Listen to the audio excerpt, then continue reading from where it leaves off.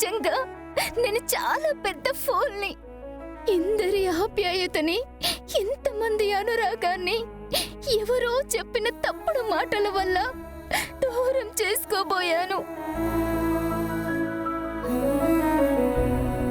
చెల్లమ్మా, అలా అనుకున్నంత మాత్రాన ఆ దేవుడు మన మధ్య అల్లిన రక్త సంబంధం తెగిపోతుందా, దూరం అయిపోతుందా? చెప్పు. అమ్మా దామిని, ఇప్పుడే కాదు, ఈ ఊపిరున్నంత వరకు నీ కోసం ఈ అన్నలు రక్షణగా నిలబడి ఉంటారు.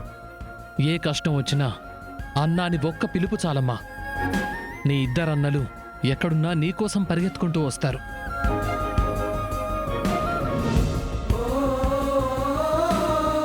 అన్నయ్యలే కాదు మరదలా, నీకోసం ఈ వదనలు కూడా ఉన్నారు, సరేనా?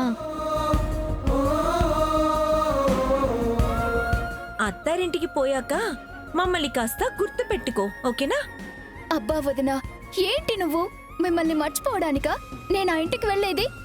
అయినా అలా మర్చిపోవాల్సిన పరిస్థితే వస్తే నాకు ఆ ఇంటితో పనే లేదు.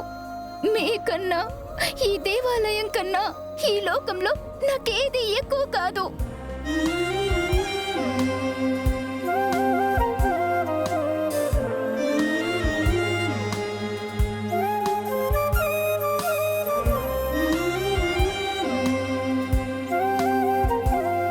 దామిని, మా మీద ఈ ఇంటి మీద ఇంత ప్రేమను పెంచుకున్న నువ్వు మాకు పిలుపుకు ఆడపడుచువేమో కానీ మనసుకు మాత్రం కన్న బిడ్డతో సమానం. దామిని, నువ్వు కన్న బిడ్డతో సమానం. చూసావా దామిని, నువ్వు నా కడుపున ఊపిరి పోసుకున్నా ఇవాళ ఎందరికి బిడ్డవైపోయావో.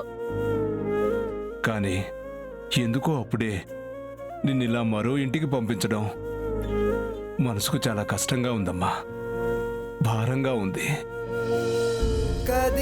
బావగారు, అమ్మాయి పెళ్ళంటే ఏ ఆడపిల్ల కుటుంబానికైనా గుండెకు భారమైన విషయమే. ఎంత ప్రేమగా పెంచుకున్నా మరో ఇంటికి పంపించక తప్పదు. అయితే మాత్రం ఏముంది బావగారు, మన ఇంటి పిల్ల మరో ఇంటికి వెళ్తే తన ఇంటి పేరు మారుతుందేమో గాని దేవుడు వేసిన బంధం ఆ క్షణంతోనే ఆగిపోతుందా? తన కోసం ఈ కుటుంబం ఎప్పుడూ ఉంటుంది.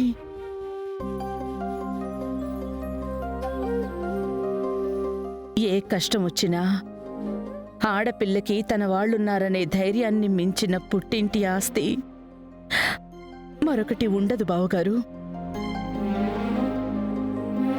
అమ్మ దామిని, నీకోసం మేమున్నాం. మేమంతా నీకు నీడగా తోడుగా ఆ జన్మంతా ఉంటాం.